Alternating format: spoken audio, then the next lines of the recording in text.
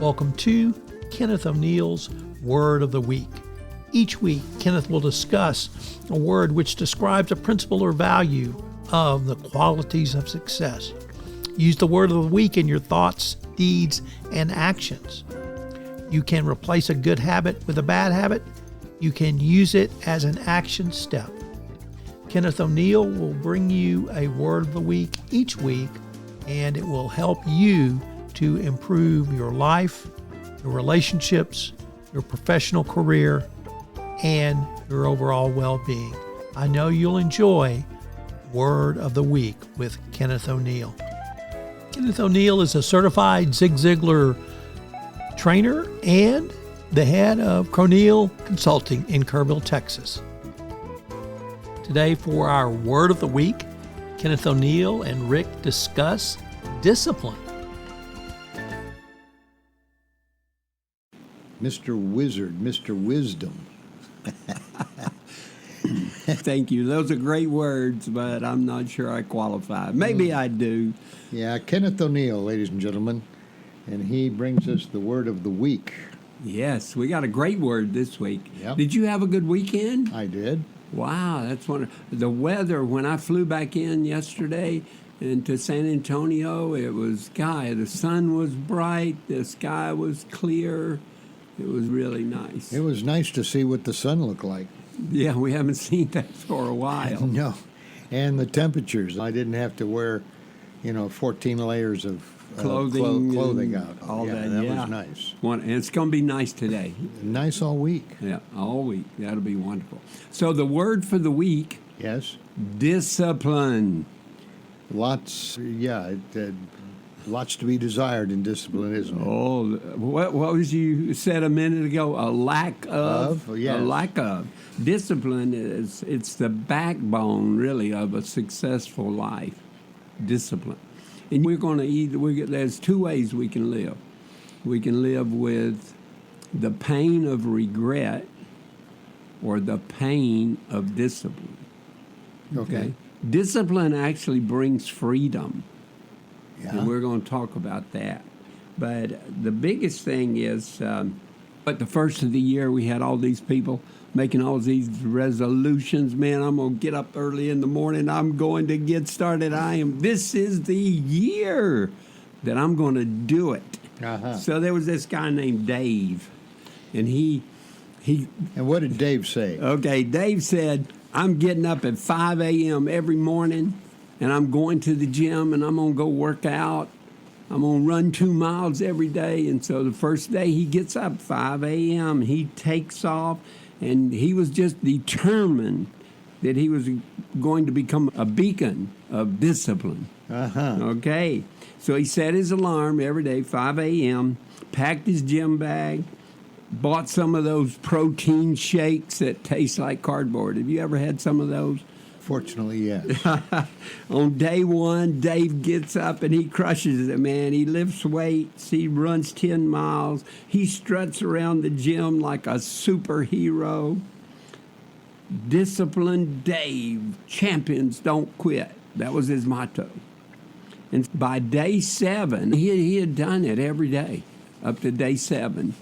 And he gets up and he's a little bit fuzzy on day 7, but he said, I'm doing it. He shows up to the gym and he begins to feel a little out of place of what he's looking around. And all these people they're looking at him and kind of smirking at him. And he looked confused, but he was committed to go on. So he powered on through his workout, day 7. And then as he was getting his water bottle at the end, he got a reflection in the mirror over there. And in his sleepy haze that morning when he got up, he had grabbed his wife's pink floral yoga pants and a T-shirt that read, I love my cat more than I love people. The moral of the story is discipline can get you to the gym, but maybe you ought to double check how you're dressed. Yeah, pretty much. Pretty much. I thought that was just a great story. But let's look where the word came from is actually instruction and knowledge.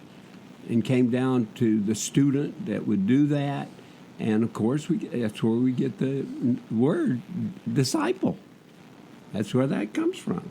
And it involves us taking control of our life and following a code of behavior where we are pursuing something that we want to learn and maintaining control over our actions, our words, our deeds, and our emotions.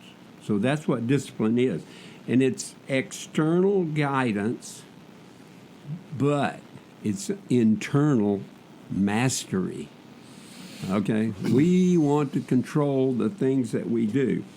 And discipline is really needed. Personal growth and leadership. People that are in positions of leadership must have discipline. And one of the greatest persons in history that had that kind of life, Churchill. Yeah. Churchill, he would get up early every morning. He would write his presentations. He would get on the radio, and he was intentional and focused on what he did. And the big thing that he did, of course, is that he didn't let his emotions, control it, because he had that plan of discipline and the things that we need to do.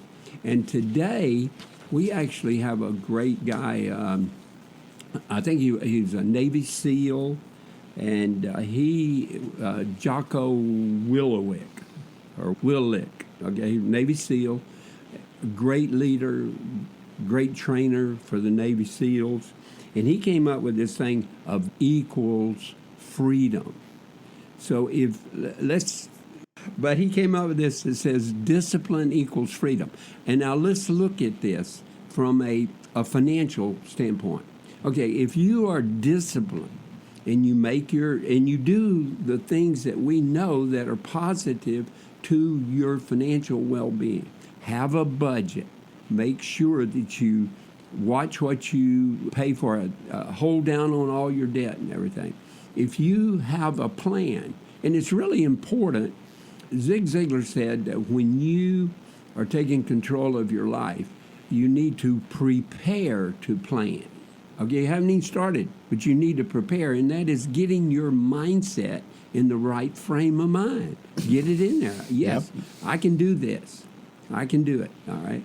So you sit down, prepare to plan, think about it, do a mental walkthrough, and then sit down and plan it. Okay, I'm going to prepare a budget, and every dollar that I receive, it has a name, okay? This $100 is going to go to groceries. This $50 goes to gas and go to the laundry and all the things you do. And you can put cushion in your budget, but you got to have that plan. And, of course, a great thing to do would be I'm going to live within my means. Stay away from credit card debt. But think about when you've got that and you know you got a balanced budget, you got money in the bank because you've been saving 5 or 10% in an emergency type fund, so you got money. So you're not too concerned, but you are on that plan. Think about the freedom that you have. The freedom is just totally there. Yeah, the stress, it eliminates a lot of unnecessary. It does. But that's the way our life should be. Yep. If we are intentional and we are focused on the good and the powerful and the truth, that's our path of life. And the number one priority, of course, is fellowship with our Creator. That's the number one thing that should be in your life. All things must be intentional. Get up every morning. And when we're talking about that, your character is a character of gumption, where gumption is the word that says, I make a decision, and I do it decisively. Bang, I'm getting up. Like that story about Dave. Every day he got up at 5 a.m. Every day. And so you have to adhere to the plan. But when you do it, it gives you that freedom. And at the preparatory school, there were the 3 major things that we worked on every day. Was mental input. We had a plan for mental input. Now, of course, when you're a freshman in college and you're in a preparatory school to go to one of the academies, you have to pay attention to your grades. You're trying to show the academies that you are a good student, that you can do the work, because that's what those academies are. They're major universities, really.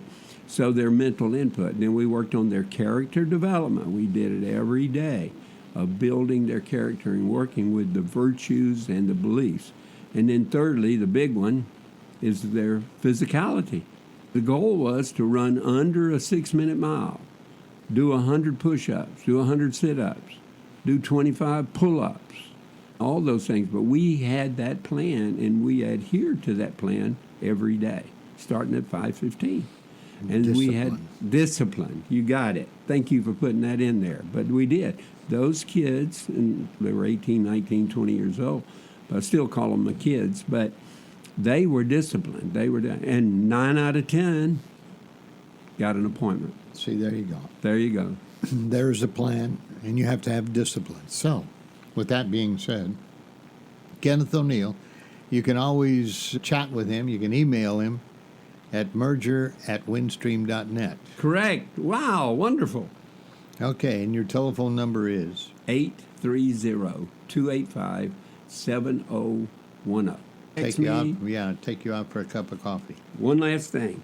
Without discipline, if you live your life without discipline, you are controlled by your distractions, by circumstances that happen, and by your impulses. But with discipline, you control your life, you control your time, and you actually control the outcome, and you have personal growth as you continue through life. Well said. Thank you. Thank you very much. Have a great week. And use the word discipline all week long, and for the rest of your life would be probably a good thing. Yeah. Thanks, Kenneth. Thank you, sir. Yes, sir. This is Tom Fox. I'm a co-founder of the Texas Hill Country Podcast Network. If you've enjoyed this podcast and you would like to talk to us about getting your own podcast on the Texas Hill Country Podcast Network, we'd love to talk to you. So you can reach us at our website, through our website, the Texas Hill Country Podcast Network. Word of the Week with Kenneth O'Neal is our latest podcast, and we will present Kenneth's word each week going forward.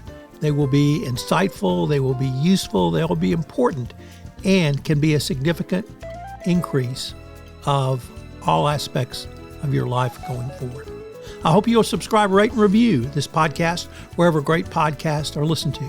This is Tom Fox. Thank you so much for listening.